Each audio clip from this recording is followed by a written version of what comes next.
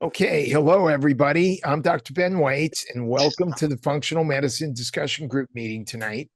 We'll be discussing the health challenges and successful strategies and treatments that functional medicine practitioners like us can employ to help such women with women's health expert, Dr. Fiona McCulloch. I want this meeting to be interactive, so please participate by typing your questions into the chat box, and then I'll either call on you or ask Dr. McCulloch your question when it's appropriate.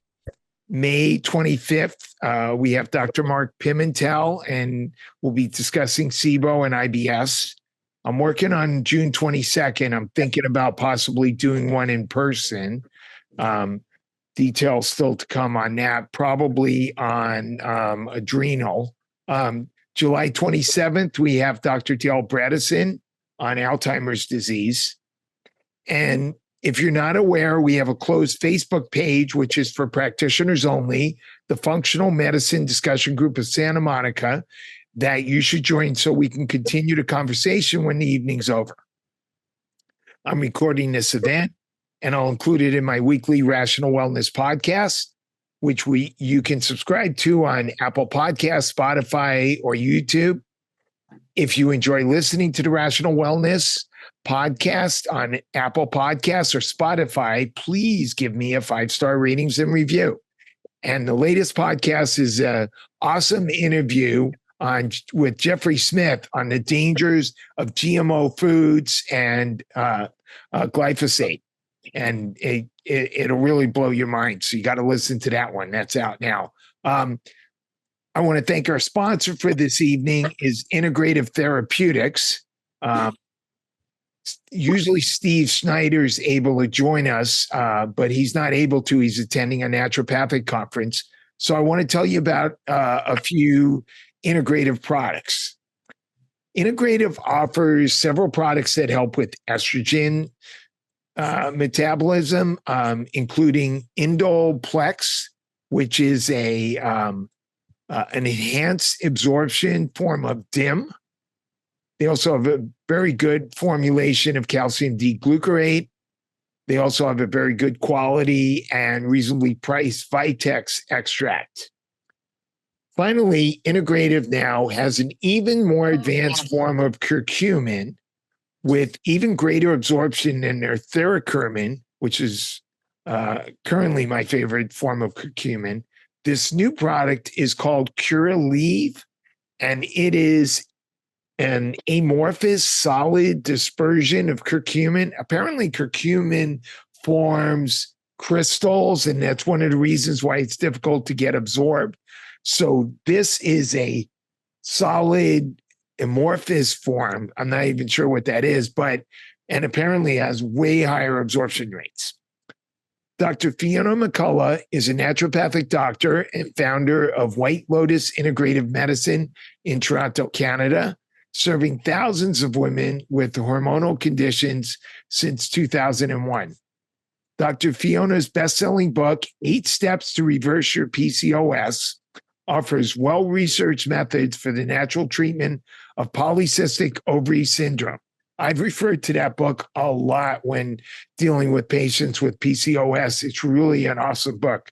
Dr. Fiona is also a medical advisor to and developed a nutritional methodology for the open source health PCOS project, which is a women's health technology platform. All the way from Canada, Dr. Fiona McCulloch, thank you so much for joining us. Thanks so much for having me. I always love being on your podcast and presenting. And of course, I love everything about hormones. So I'm really excited to present on this topic. That's great. Yeah. So I'm just going to start off talking about perimenopause and menopause. I always find it very helpful to differentiate between these two because they're actually quite different and they need different support, but they both cause lots of different issues. And sometimes perimenopause is actually worse and is often missed altogether. So yeah, I'm Dr. Fiona McCulloch. I've been practicing in the area of hormonal health for 22 years in Toronto. I'm a naturopathic doctor, and I'm a board member of the Endocrinology Association of Naturopathic Doctors. So I prescribe lots of hormones. It's the majority of my practice is polycystic ovary syndrome, menopause, thyroid, adrenals. So yeah, I really love this topic.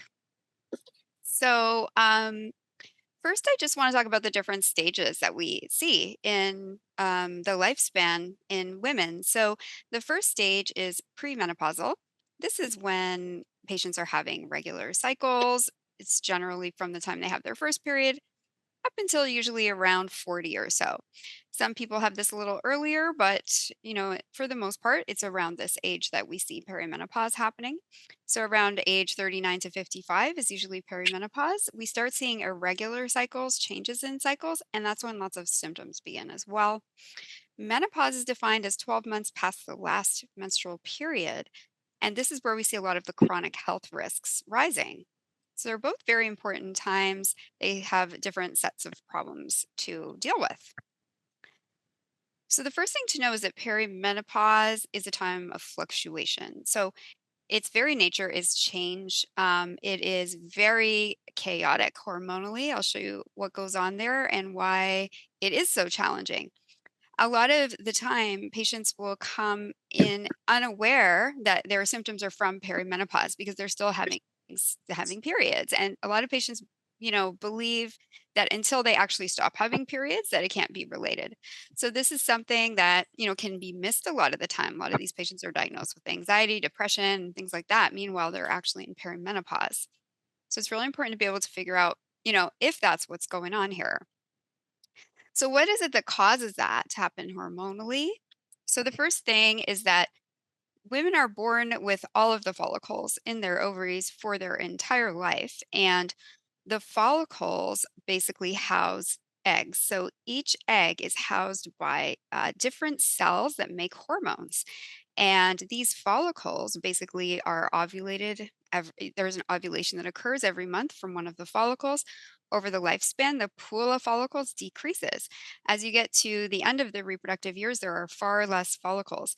When that happens, we start seeing some irregularities. These follicles don't behave normally, there's less of them. They release hormones abnormally, and many times they don't ovulate. So these are basically, the end of the road of the ovulation process, and we're seeing a lot of inconsistent hormone production as a result of that. So if we look at what actually happens on the left side in a reproductive cycle, so on the left we have this is a normal, healthy menstrual cycle where we're seeing the very beginning of the cycle. A lot of people are not that aware that the estrogen is actually made from the follicle during the process of ovulation. So, at the very beginning of the cycle, over on the left side here, there are these very tiny follicles, and they're not really active. They're sort of sitting there quite, mostly dormant. And the brain will then start to grow a follicle to get ready for ovulation. The outer part, inner part of this follicle makes estrogen. That's called the granulosa cells. And the outer part actually makes testosterone. So as the egg grows, it makes estrogen. And the estrogen actually will spike up quite high as the follicle enlarges. So it makes a lot of estrogen that stimulates the process of ovulation. The egg comes out, it's ovulated, and then the shell of the egg makes progesterone for 2 weeks. This is where the vast majority of our progesterone comes from. If you look at the beginning of the cycle there, see how there's so little. That's the amount that comes from your adrenal glands. It's almost nothing compared to how much comes from the ovary. The ovary makes massive amounts of progesterone. The adrenal makes tiny amounts of progesterone. So throughout the reproductive lifespan, we have large amounts of progesterone for 2 weeks, very little progesterone for 2 weeks. But then estrogen goes through this lovely pattern where it's, up and, kind of goes up in that pattern to ovulation, and then another little bump around the luteal phase. Perimenopause, what we see over here is that we have all these follicles. They're not really functioning normally because they're kind of old. They're on their last legs and they're about to sputter out. So basically, they just kind of randomly make estrogen. They make estrogen all the time, but they don't make it in a normal way. Sometimes they make a lot, sometimes they make none. It's up and down and all over the place. Progesterone only happens when you ovulate. So you have this little bit from the adrenals, but then that large amount is just not there most of the time. Only when ovulation occurs, 2 weeks of progesterone are made. That's random in perimenopause. And when it does happen, sometimes it's way less than you would see. So you've got all this estrogen, almost no progesterone, definitely not that normal half and half pattern that we're used to having. So that's a huge change that we see in perimenopause. So the two big things are really fluctuating wild estrogen levels up and down, and pretty much no progesterone for the majority of the time. We do get some sometimes, but unpredictable. So let's talk about why these wild fluctuations happen in the first place.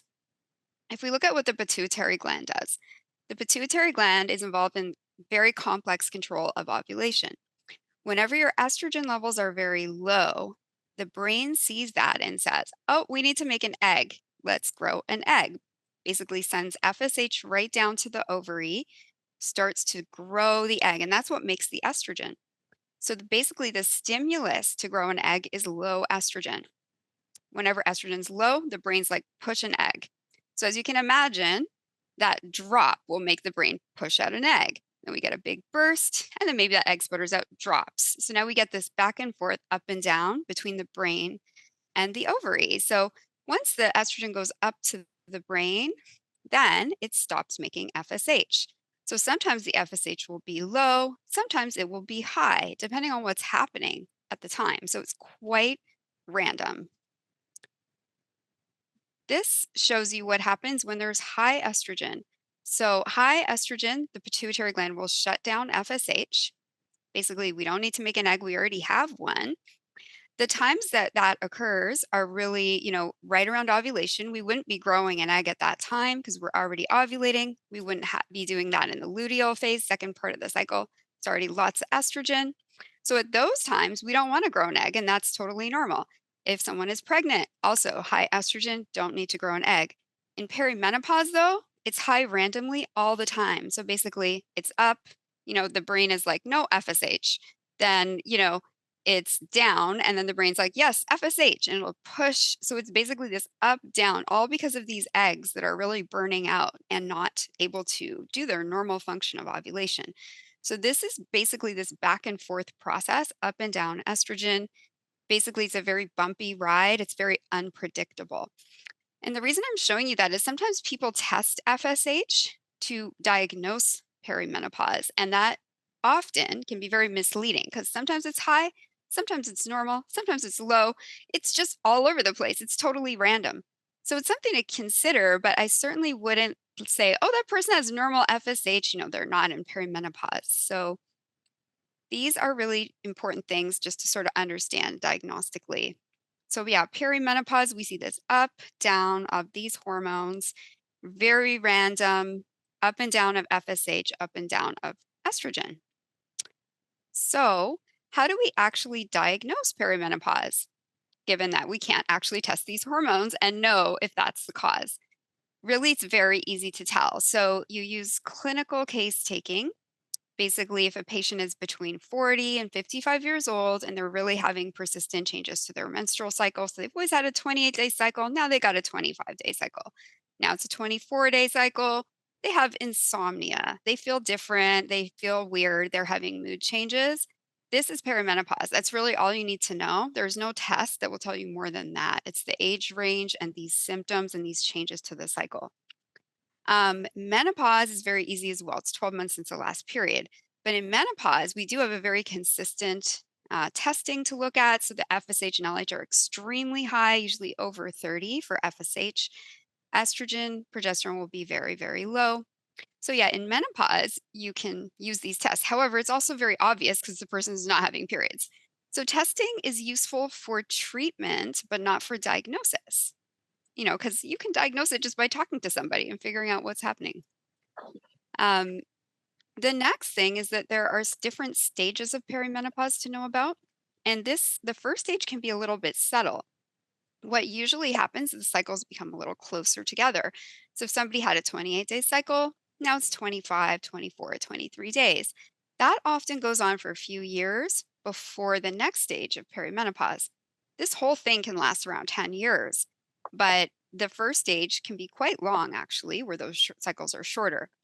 Then ovulation is occurring early in that first stage. And the reason for that is when there's less follicles, they make less of a hormone called anti-mullerian hormone, which is basically something that slows them down from ovulating too early. So they just start ovulating earlier and earlier, and there's just like less regulation inside the ovary. It just starts kind of pumping out eggs that are maybe working sometimes, maybe not at other times.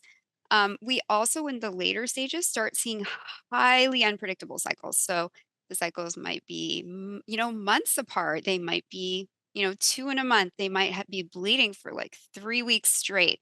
It's just so unpredictable and chaotic. But definitely, we see a lot of the heavy, heavy, long bleeding in this stage, and that can be very problematic. And that's where a lot of patients in the old days would be given a hysterectomy, second stage of perimenopause, because unfortunately, they didn't have treatments for that, which we have now. Sometimes it's still done, but there's so much more that can be done now that does not have to be, you don't have to have a hysterectomy just because of this last stage of perimenopause. Um, so the symptoms in perimenopause, if we think about perimenopause as the left side of this graph, where the right side is menopause, perimenopause still has estrogen. So you're not going to have constant estrogen deficiency symptoms. They're going to be fluctuating, but you're also going to have a bit of chaos and mayhem in how people feel.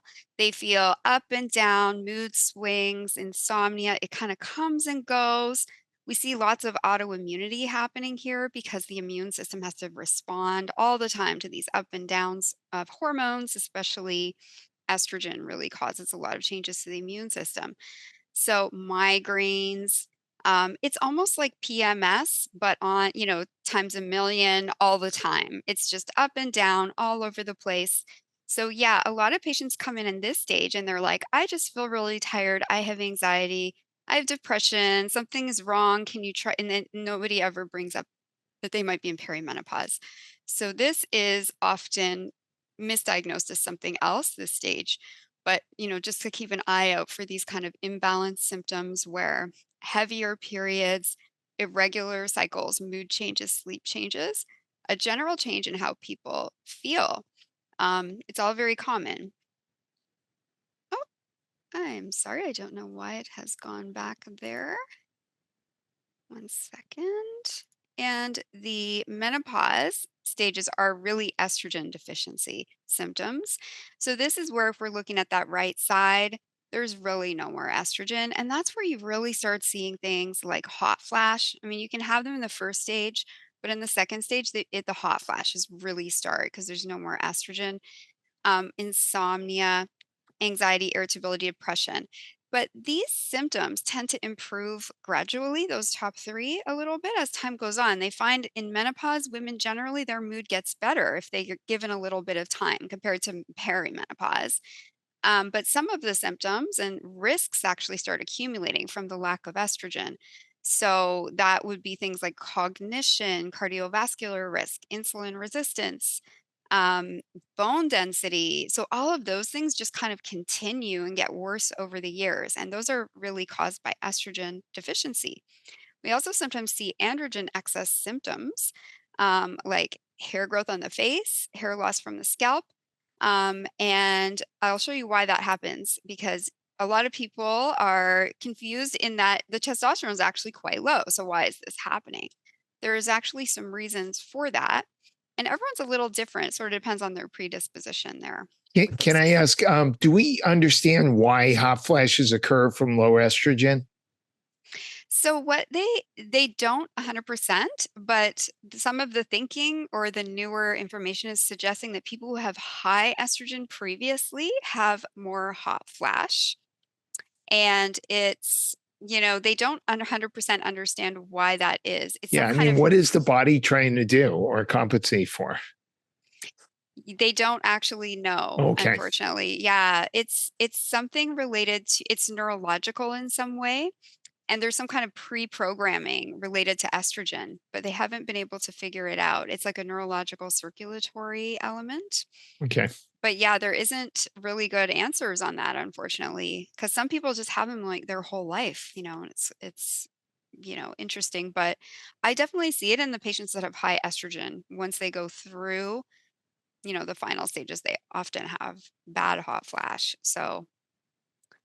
Um, so yeah, so these symptoms are it's sort of a different treatment process to go through those stages. The types of hormone testing that we can do. So in perimenopause, although we cannot really diagnose it with testing, we certainly want to do testing to understand how we can help these patients because everyone's a little bit different. Everybody has different aggravating factors. And I find that people's predispositions are always worse in this phase. So whatever they have already, it just gets worse. So there's different types of testing. I just want to briefly review them. There's all different, possibilities for tests. I mean, some of them have pros and cons, and it really depends. Sometimes it's convenience. Sometimes it's a combination of different tests that will make you choose between one or the other. But blood spot and serum testing is definitely probably the most common type of testing that's done. It is really good at picking up endogenous hormones, so hormones that we make in the body naturally. It is also good at picking up topical estrogen, oral, and vaginal hormones. We just have a lot of data on that and what those levels look like in serum. Topical progesterone is not seen very well in a serum test, but it is seen in a blood spot test because it's found in capillary blood more so. So if you ever do progesterone cream and you run a blood test, you're not going to see it much there at all. You're going to see like a tiny bit. But if you do capillary blood spot or saliva, you'll see the progesterone Wow, cream. that's an interesting pearl right there. Yeah, it's one of those things that they don't actually know how it's actually absorbed, but they believe it might be lymphatic, and that's why it's showing up that way. But nobody's actually studied that properly to find out because they can believe that progesterone cream isn't absorbed, so they won't study it. But it is. It is. You can pick it up in these tests. So it is absorbed, and I see that it is. It's different. They're just different forms, and I think in the future, hopefully, that will be studied more so. But urinary metabolites are also very useful. Those show something a little bit different. So those are going to pick up excretion and break down products of hormones. It can help us understand metabolites. So if somebody has a risk of breast cancer, we can understand, do they make harmful metabolites of estrogen? It's not as good for a topical HRT assessment because it is excretion. And vaginal HRT, it can actually land in the urine. So those are not really good. It's not really a good way to assess, how is the level in the person's system. But it's extremely helpful for adrenal issues because you can understand metabolites of cortisol, total cortisol free. You can do diurnal rhythm. So it's a great, test for cortisol, really.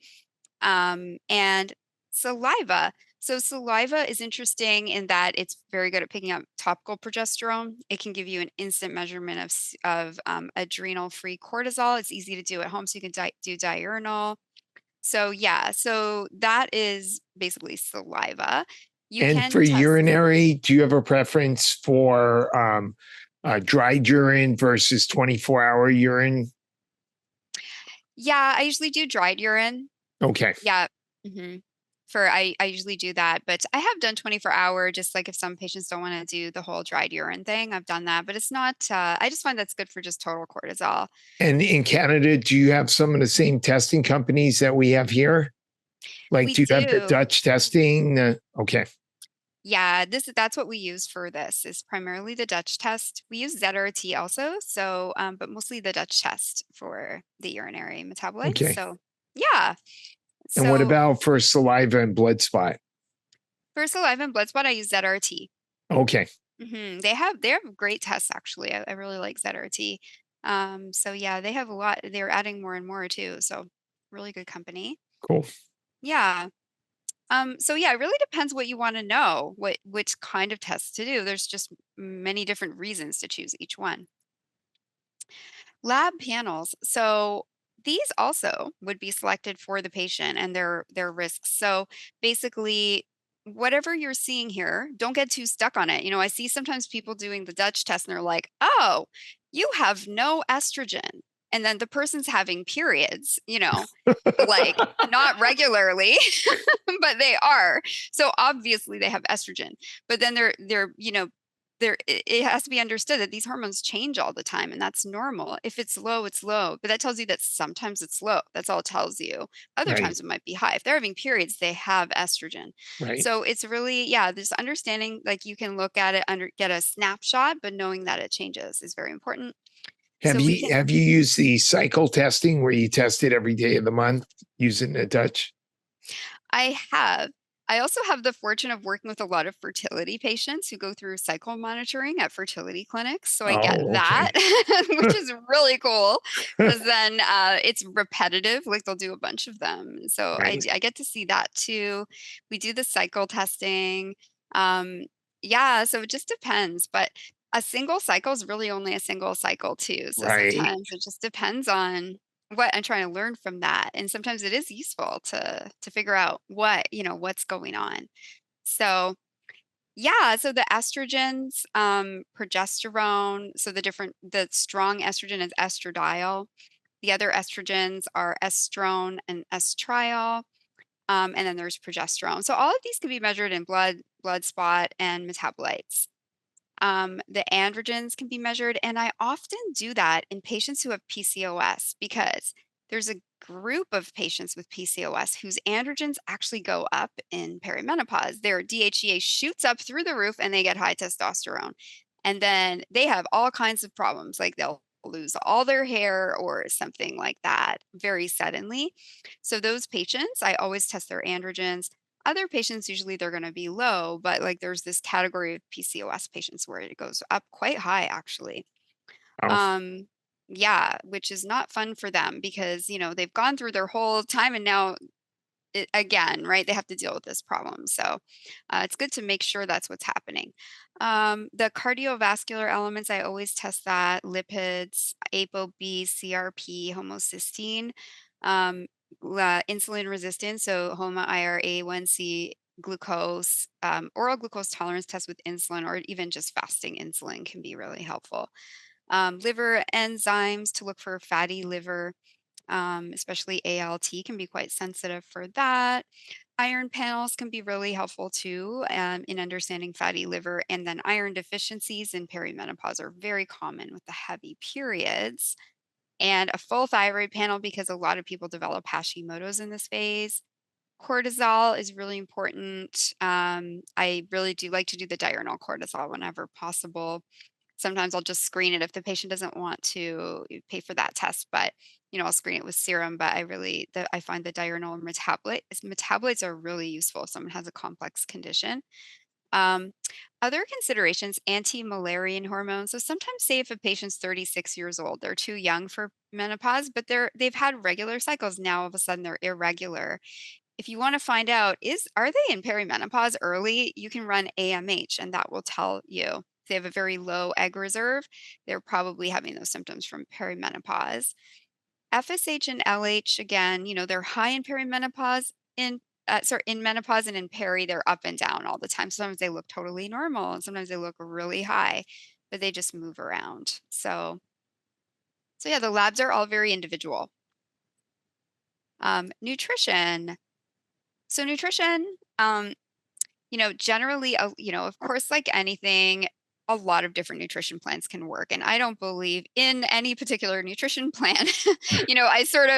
I'm like, what works for this patient that's the healthiest way that they can eat according to their lifestyle? But a Mediterranean low GI diet or a kind of an adaptation of that is often very helpful in this category for cardiovascular disease. Cruciferous vegetables, lots of those will help with estrogen metabolism, preventing breast cancer, but also antioxidants with sulforaphane that really helps with, cardiovascular disease, insulin resistance, cellular overgrowth, and cancer prevention. Lignans in flaxseed, sesame seeds, they mimic estrogen. They can have some really good benefits. CalMag mineral formulas are really critical. So many patients will start to develop osteopenia, as soon as their estrogen starts dropping. So these are really important. And usually they should have all the, minerals and vitamins that go along with calcium, magnesium, like vitamin K2, boron. So all of these micronutrients are really important. And Steve then asked about soy. What do you think about soy? soy. So soy, if it's non-GMO and organic and the person doesn't react negatively to it, is not sensitive, I'm actually fine with it. And I think it's what the research shows is it's beneficial. As long as it's not GMO and not sprayed with tons of glyphosate. If it Right. is, don't eat it. Yeah, because it's sprayed with a lot of glyphosate, conventional soy. So controversial though, right? So the next thing I'm going to talk about is this study, which the WHI 2002 study. Probably everybody remembers this study because they rang the alarm bells. They stopped this study. It was all over the news. HRT is going to kill you, give you a heart attack, and give you breast cancer, and we need to stop it right away. I remember that very well, and I remember being afraid of it and being shocked, because I had just graduated school at that time and I was, oh, wow, this is really dangerous, was my thought at the time. And that thought has persisted. So basically, it was the oral estrogen and synthetic progestins were reported to increase the risk of clot and cancer. However, what they said was HRT will give you heart disease and cancer. Um, what we know now is that the statistical analysis and breakdown of that and the updated research has showed us that that was quite unfounded, and also that there are very specific things to know about HRT that really are involved in that risk that we saw. But something to consider is that in that study, the average age was 63 years old. 70% of the patients were aged 60 to 79. 10% were aged 50 to 54. It was using conjugated equine estrogen, which is synthetic oral estrogen, um, and synthetic progestin, which is oral medroxyprogesterone. These are very different than what we use now. 50% were current and past smokers. 35% had hypertension, 70% were obese, and there was no control for atherosclerosis. So many flaws, just to say across the board, this causes heart disease. No, this is a very confounded study with lots of things that weren't controlled for. So it is, even just looking at that alone tells us that, that needs more analysis. But if you want to go through this chart later, this is the breakdown of those studies and actually what the conclusion was. And what you'll see if you look through that is that really, even with these conjugated CEE estrogens, the most dangerous kind, there really isn't an increase in the risk unless the progestin was added to it. So that's very important to know, in that even the worst kind of estrogen did not have that risk in particular. So, and now we just know so much more, even that we would never use that kind of estrogen now. So I'll show you the breakdown of what we know as a summary. So this is just a summary of everything, all the research that we have now. Topical estrogens, so transdermal patches, gels, creams. These are much safer than oral estrogen. The oral estrogen turns into metabolites in the liver that cause clot thrombosis. And we see that with birth control pills. We've known that for many years that they cause clot and thrombosis. So it's really not a surprise that the oral estrogens cause that. Transdermal does not seem to cause this. So this is really good news. Transdermal estrogen and progesterone together, and this is using a synthetic progestin because they haven't got enough research yet, even on micronized progesterone, natural progesterone. But even that combination does not increase breast cancer risk up to 5 years past the last menstrual period. Synthetic progestins clearly increase clot risk. We've always known that. They're in birth control pills, Provera, Depo-Provera, all these things we've already known they increase clot risk. So it's absolutely no surprise that they do that in menopause. And they're very strong, compared to natural progesterone, they're like, orders stronger. So it's not necessary to take something like that in. Plus, it doesn't act like progesterone anyway. But we don't see that risk with micronized progesterone. They have not found any kind of thrombotic risk with that. We do need more research to understand long-term safety, but so far really looks quite safe, which makes sense considering this the exact form our body makes. Um, Initiating HRT after age 60. So this would be not being on any HRT at all, going completely with no hormones for, maybe 20 years, like most the average, sorry, not 20 years, maybe something like 10 years. The average age is about 50, 51. If they were to initiate it 10 years later, there was an increase in cardiovascular disease, breast cancer in obese, smokers, and hypertensive people. Why is that? We don't know 100%, but what we think is that those people have a lot of plaques on their arteries. In particular, they just develop lots of plaques in that time, and then the estrogen softens those plaques, and that can cause a risk. So for that group of people, it does seem to be a bad idea to start it after 10 years. That being said, we still need more evidence on that. But for those people, it'd be best for them not to wait. They might just be accumulating so much risk.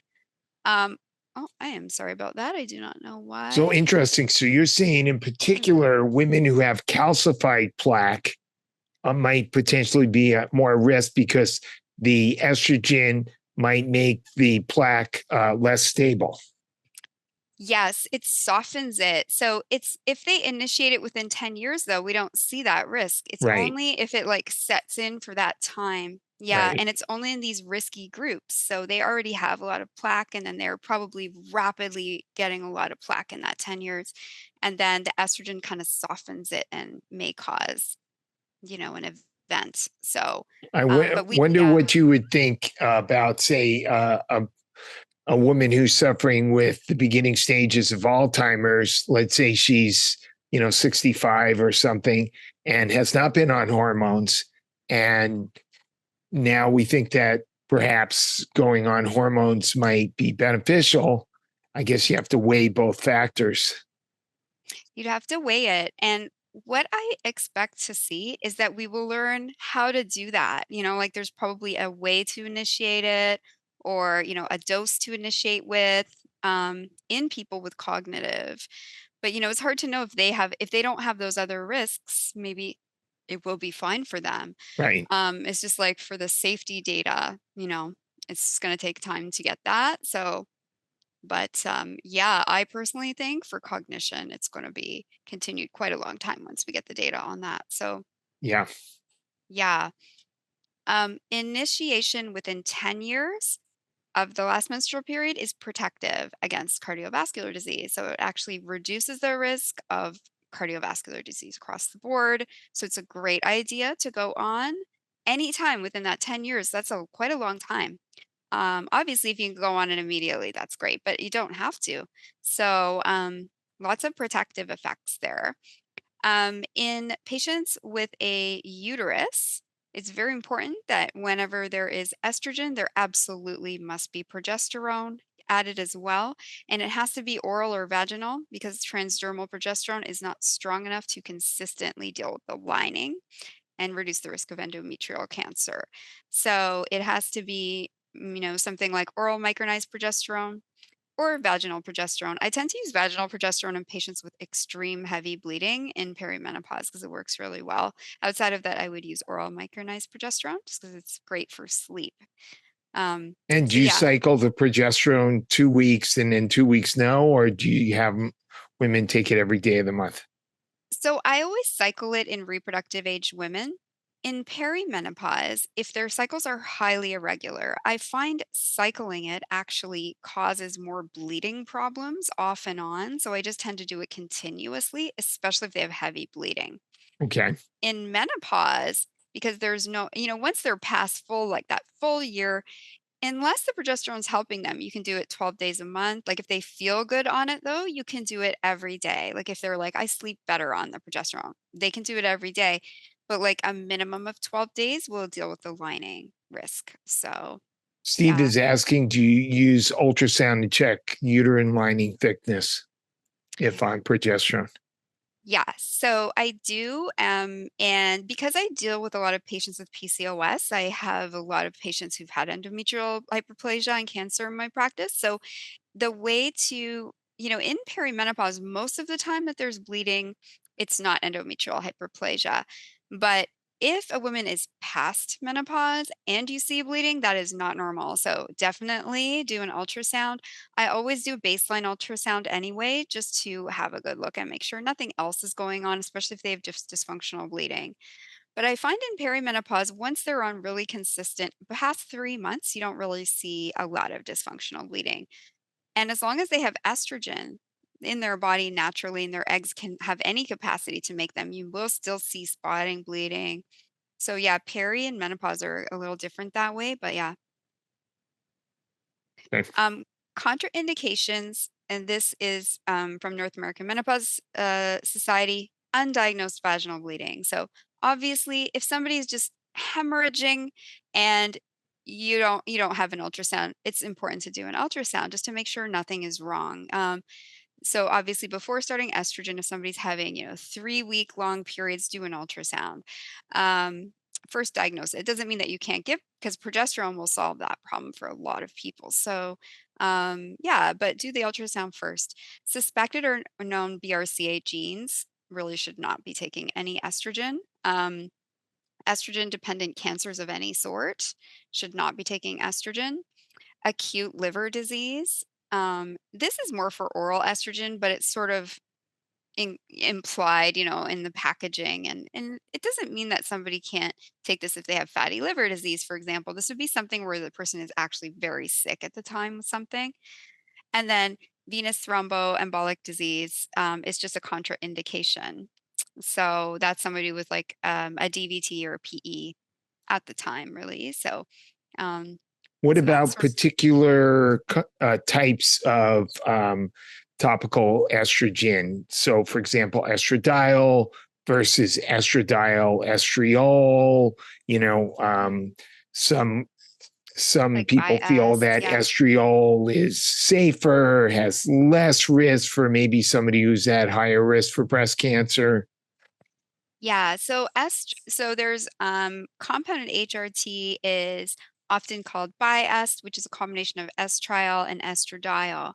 The trend before used to be to give a large amount of estriol, so 80-20, where you were giving a lot of this estriol. And the thinking was that, oh, estriol is protective against cancer.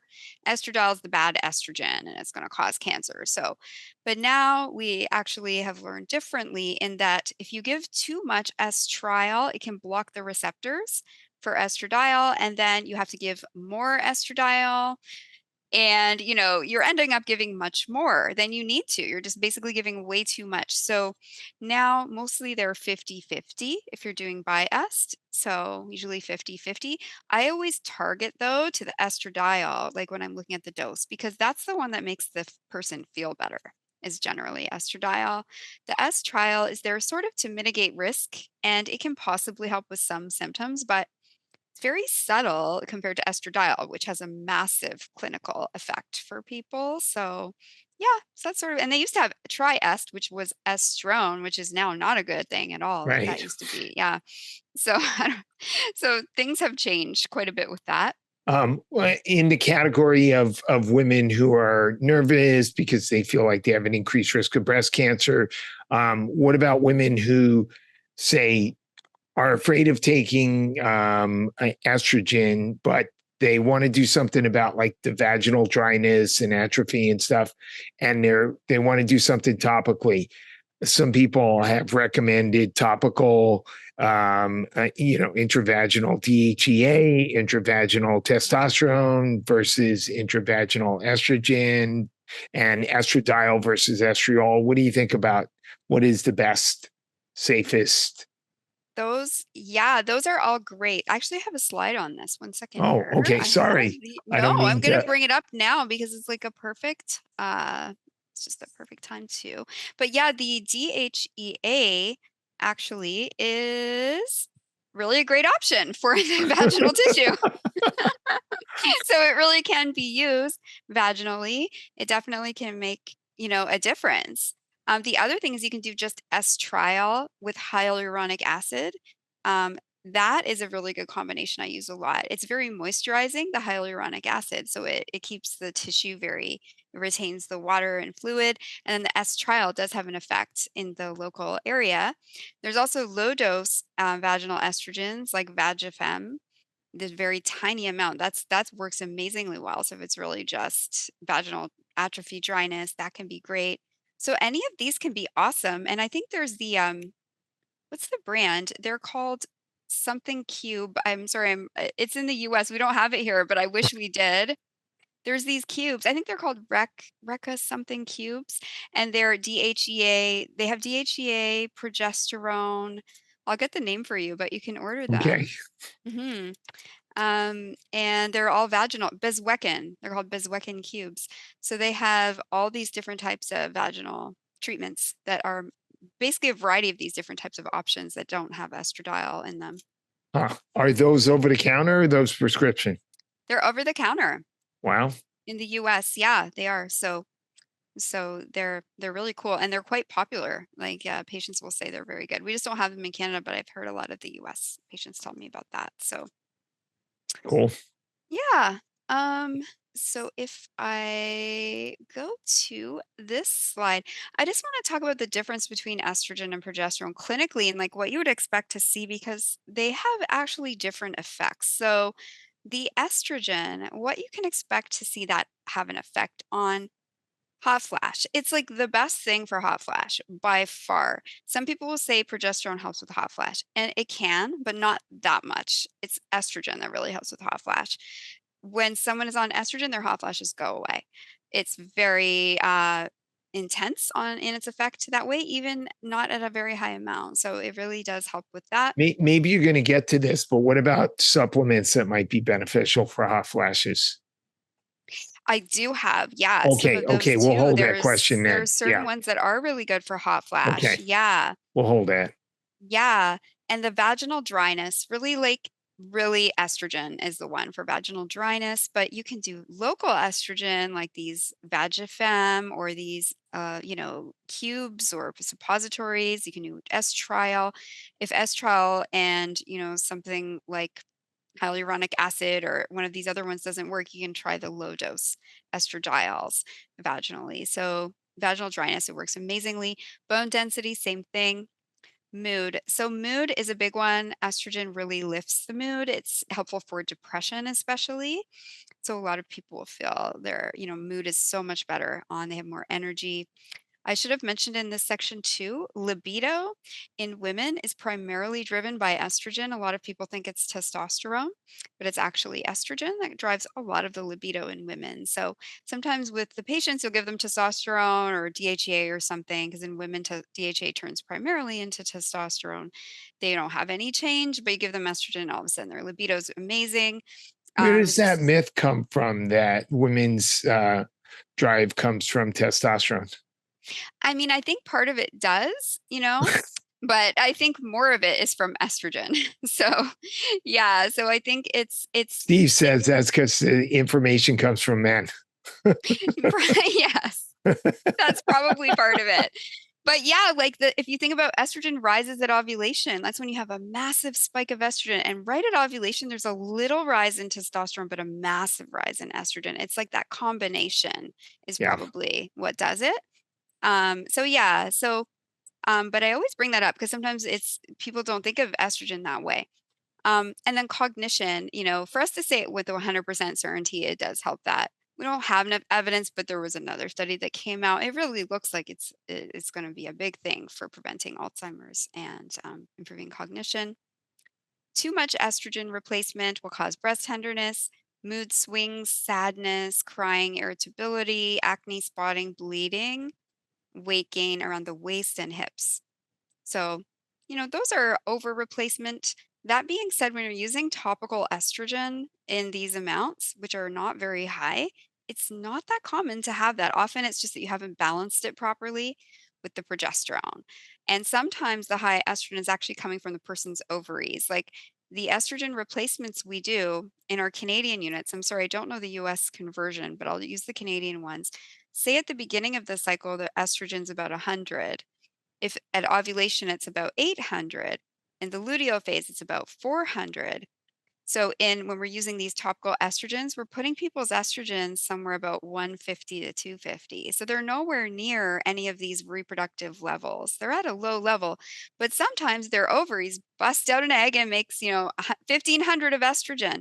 And that's what causes those problems more so rather than these replacements. So that's where you'll see it. It's sort of endogenous estrogen in perimenopause. Progesterone is essential with estrogen in anybody who has a uterus. If there's no person has their uterus removed, you don't need to use progesterone. It's not necessary to prevent the cancer risk. However, it has a lot of benefits. So the first thing is it does oppose the estradiol, so it thins the lining and prevents endometrial cancer. It is amazing for heavy bleeding. This is my top treatment for heavy bleeding. I use it all the time. It works so well. Vaginal or oral micronized progesterone. And this is in perimenopause. I'll often start with that and, using a high enough dose that it'll eventually stop the bleeding or turn it into, light spotting.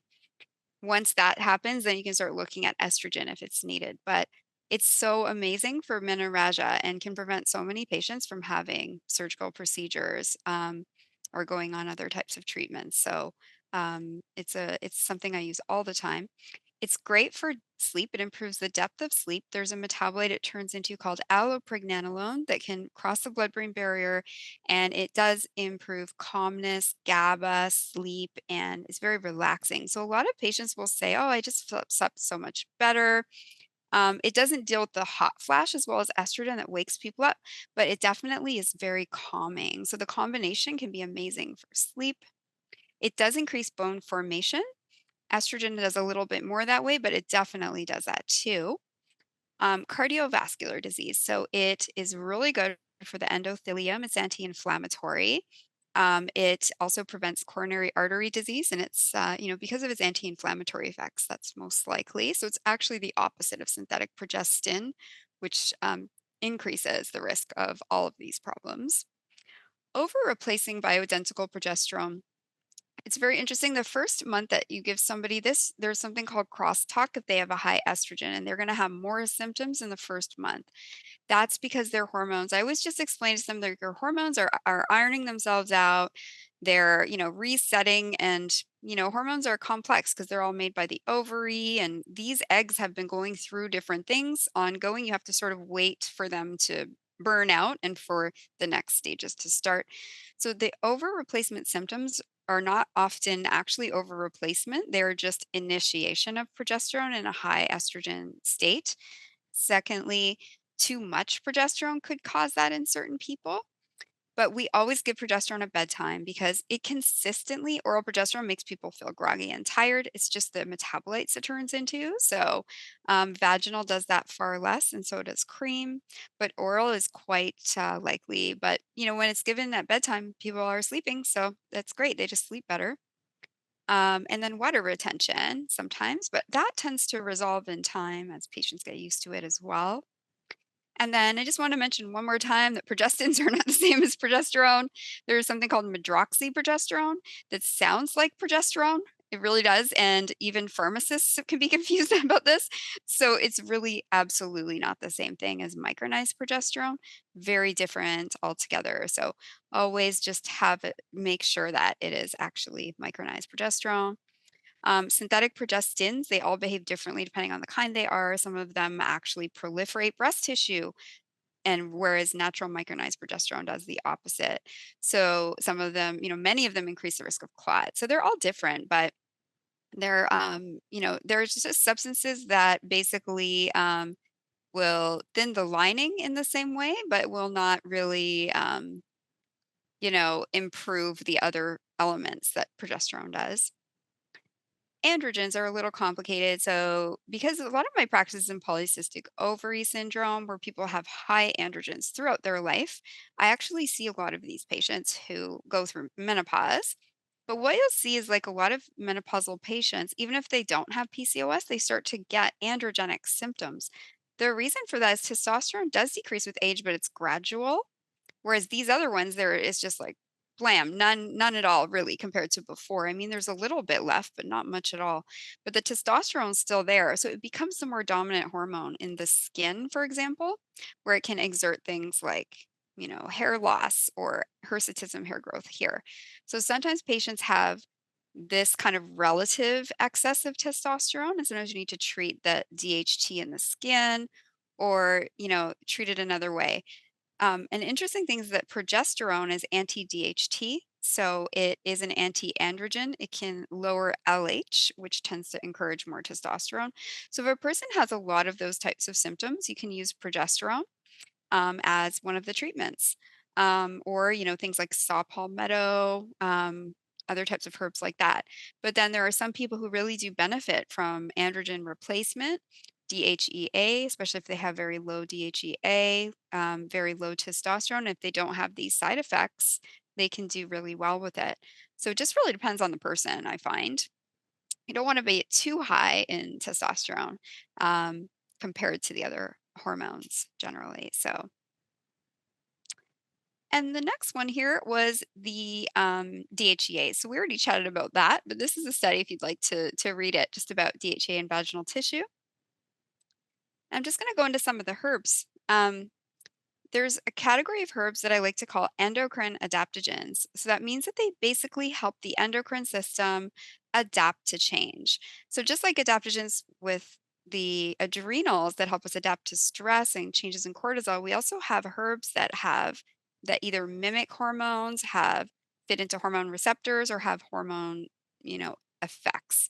Um, I just let me just, if you don't mind, throw in a question. Rosita's asking if a patient complains about weight gain when starting HRT, what can be done? oh yeah. So normally people lose weight when they start HRT. So I would say I would look at what they're taking firstly and be like, are they on a synthetic progestin? Because that causes weight gain for sure.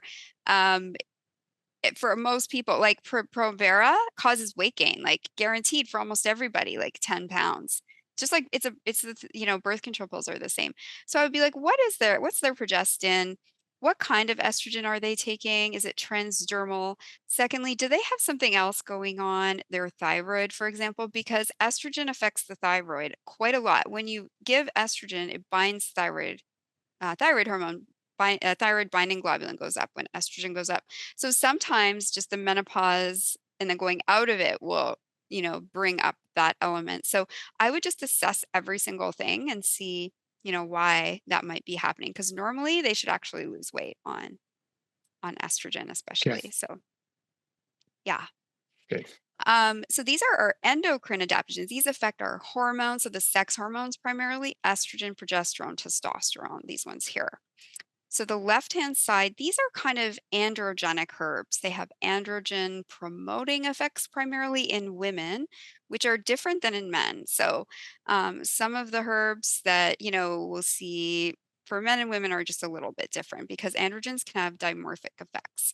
So they're like maca, tribulus, panax ginseng, damiana, epimedium, bacopa, and gotu kola. These tend to be more like stimulating testosterone types of promoting herbs. So people who have libido, fatigue, low libido, fatigue, energy. On the right side are the kinds of estrogen, progesterone types of herbs that really help with these symptoms related to those problems. So hot flashes, vaginal dryness, menstrual symptoms, insomnia, and mood, any symptoms of estrogen deficiency. So shatavari it's kind of a tonic generally from Ayurvedic medicine. It's a really great herb, I find, for perimenopause, for mood, skin, hair, hot flash energy. Black cohosh is very famous for perimenopause and menopause. It used to be thought of as being a phytoestrogen, but now actually they believe it works in the brain and not as a phytoestrogen. Wild yam, Dioscorea, is often thought of as mimicking progesterone, but it actually has to be converted into progesterone in a lab. It can be, but it is not progesterone. And in fact, it seems to have effects on estrogen primarily. Siberian rhubarb is one of the phytoestrogens that is most effective for hot flash. So that is my top one that I usually recommend for hot flash right now. So I really like Estrovera by Metagenics for this. And they actually have a guarantee. If it doesn't get rid of the hot flashes within 2 months, I think it's 2 months, they'll give you your money back, or reduce them. And it does work, I find. Not as well as estrogen, but for people that can't take it, I find this extract is pretty good for hot flash. Um, red clover is another phytoestrogen. Vitex is probably one of the most misunderstood herbs. It's thought of as being progesterogenic, but actually Vitex is not directly progesterogenic. It's that research is because it can encourage ovulation in certain situations, which increases progesterone. But for the most part, Vitex acts on dopamine and prolactin in the brain. So if somebody has, you know, amenorrhea and stress, often they have high prolactin. If they have, hypothalamic amenorrhea, this is a helpful herb. So if there's like a mood component and a change in cycles, it can be helpful, especially with prolactin being high. Kudzu is another phytoestrogen. It's quite strong, I find. So for hot flash, it can be useful. Dong Quai is from traditional Chinese medicine, Angelica. I find it kind of similar to Shatavari. It's like a tonic generally. And hops is another phytoestrogen. Okay. And the next section is the adrenal adaptogens. I like to include these because they are super important. They're just a little bit different than the endocrine adaptogens. The first one is ashwagandha, Withania somnifera. This is my favorite adaptogen for stress and sleep, for anxiety. It's a very calming adaptogen. It takes it down a few notches. It's great to give at bedtime to keep people from waking up in the night from a cortisol spike. So that is, my favorite way to use ashwagandha, or I also give it in the daytime for people who have anxiety, irritability. Holy basil is a really nice herb because it really is a good mood booster in perimenopause. Plus, it has some really nice effects on skin and hair. So, a lot of patients like it. Eleutherococcus is a really great adaptogen. I always think of it as a stress shield. So if life is stressful, and you're on Eleuthero, you will not feel the stress as much. It gives energy. It's a really good tonic. It's great for people who want to start working out. So I do really like Eleuthero. Rhodiola is a very uplifting herb, so I find it's very good for people with low cortisol or depression or fatigue, dopamine problems. It can help with attention, brain fog. Um, Panax ginseng actually is quite similar to it's uplifting, stimulating for people who have more anxiety. Might not be the right fit, but for people with a lot of fatigue and low testosterone, it's a really good one.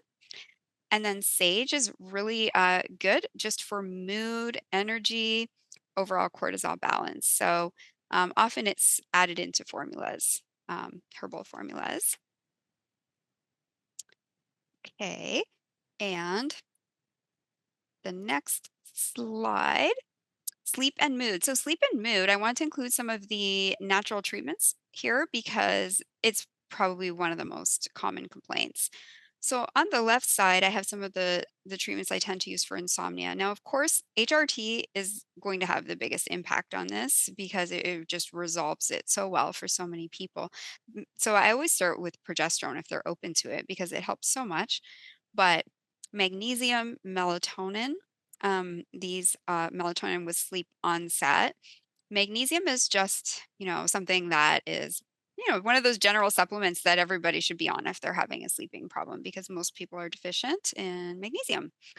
And the herbs. So there are many herbs that you can use for sleep.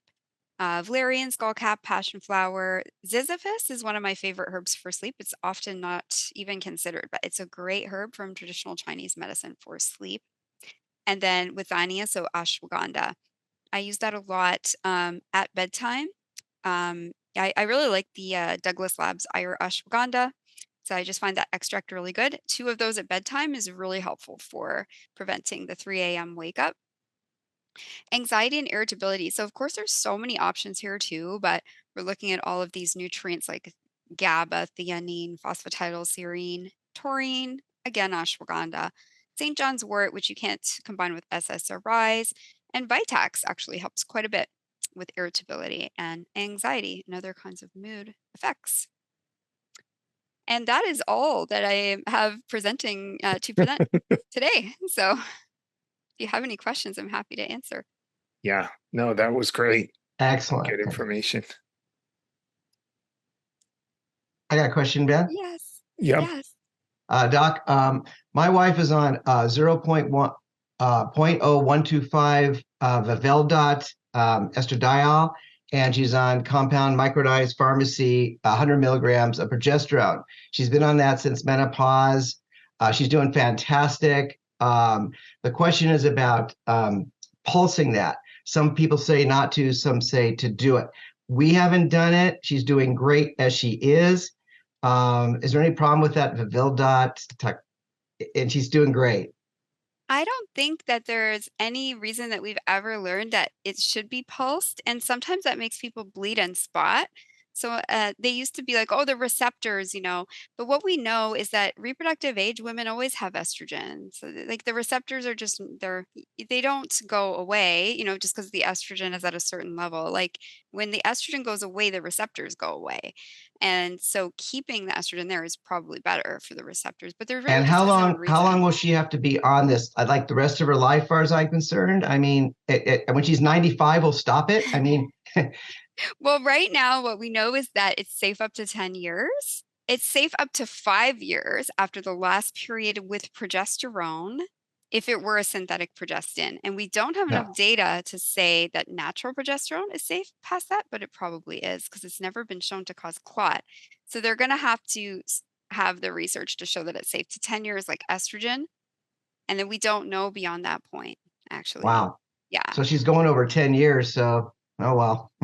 There's lots of people on it past 10 years and they're generally doing very well. And I think this is just like the research has to be All right, done, thank you. yeah. Do But you, there's when I graduated school, there was doctors doing HRT in our city and those, they have had patients on it for very, very, decades doing well. So, yeah. Thank what you. about, is there value in tracking the estrogen metabolites through the urine testing to see how they're metabolizing it, and then, using particular supplements to try to influence that to make sure that they're metabolizing it along the safest possible pathways? Yeah, exactly. So I think, it is, you can do the Dutch test, take a look at what's happening there, if there's anything risky. Breast cancer is complex. Like it's not estrogen, it's the entire situation and then estrogen just feeds it. But yeah, that can be done. And then just the dose is generally so small, in these groups. Like we don't use large doses the older people get, like the less these large doses are ever going to be needed. So it's like a tiny baseline just to prevent the receptors from going away and give that little bit of stimulation. So there's probably lots of ways to make it very much safer. Um, i- is there a concern? I mean, I know there's a concern that as women go through menopause, there's an increased risk of bone density. Do you recommend particular strategies, supplements during that period to maximize bone density or limit bone loss? Yes, 100%. So the HRT definitely is a huge thing. That is the top thing. Then a really good bone mineral formula, something that has the whole array of nutrients. So something like we have here, OrthoBone, but there's so many other products like this out there. I know we have a lot of Canadian products, but one of those bone formulas that has a good quantity. And then, exercise is critical. Like I recommend exercise for everybody. And even if someone isn't that mobile, there's also whole body vibration that's been shown to have a lot of effect on osteoporosis, and anyone can do that really. You can get the plates at home. Even somebody who's, disabled can do that. So there's lots of things like that that can be done. And phytoestrogens might help, but it's not a lot, not compared to estrogen. Rosita asked about using DIM for estrogen dominance or PMS symptoms. DIM is a really good supplement to lower high estrogen. So if somebody consistently has, high estrogen and perimenopause, it can be really good. Can also direct it down a less harmful pathway to be eliminated. And then dealing with making sure there's no constipation is very important too, so that it doesn't get reabsorbed back in the gut. And you can use calcium D-glucarate to make sure that that happens too, because it keeps it from breaking down basically in the gut and getting reabsorbed. So if someone has a gut issue, high estrogen, you probably want to deal with constipation and add D-glucarate in with the DIM too. Now, I have talked to some doctors who say every time they put women on HRT, they automatically give them DIM and calcium D-glucarate and, iodine or something like that. Yeah, I don't tend to do that because DIM lowers estrogen. So sometimes that can be not a good thing in that you're giving it and it's going out, and so you have to sort of know what's the reason for that. Because DIM as a concentrated supplement is very different than eating those vegetables that, have I3C. So I usually do that in in a response to something very specific I'm seeing. Right. Mhm. Yeah. Treat each case specifically. Yeah. Allison is asking about AMH levels in perimenopause. So AMH levels in perimenopause are always low. They're never going to look good unless someone has PCOS. In some cases, they actually still have really good AMH. So they tend to go through menopause later. But for most people past age 40, there's really not a lot of point of testing AMH because it's just going to look low. You can already tell from their age and their pattern of their cycles, if they're in perimenopause. But in a younger woman, sometimes you can't tell that's what's going on. It might be, oh, they have stress, they lost weight, or something else, is causing the cycle irregularity. In perimenopause, it has a pattern, it'll shorten and it's consistent. It doesn't go back, it just continues that way, marching along towards the end. So you can do it. And it just depends on the situation. If you're really not sure, you can definitely do it but it should be very low. Okay. So I think we'll conclude. Thank you so much, Fiona. It was awesome. Thanks. I'm glad it was helpful. Yes, absolutely. And thanks, everybody. And we'll see you next month. Thank you for making it all the way through this episode of the Rational Wellness Podcast. For those of you who enjoy listening to the Rational Wellness Podcast, I would certainly appreciate it if you could go to Apple Podcasts or Spotify and give us a 5-star ratings and review. That way, more people will discover the Rational Wellness Podcast. And I wanted to let everybody know that I do have some openings for new patients. So I can see you for a functional medicine consultation for specific health issues like gut problems, autoimmune diseases, cardiometabolic conditions, or for an executive health screen and to help you promote longevity and take a deeper dive into some of those factors that can lead to chronic diseases along the way. And that usually means we're going to do some more detailed lab work, stool testing, sometimes urine testing. And we're going to look at a lot more details to get a better picture of your overall health from a preventative functional medicine perspective. So if you're interested, please call my Santa Monica Weitz Sports Chiropractic and Nutrition office at 310-395-3111, and we can set you up for a new consultation for functional medicine. I'll talk to everybody next week.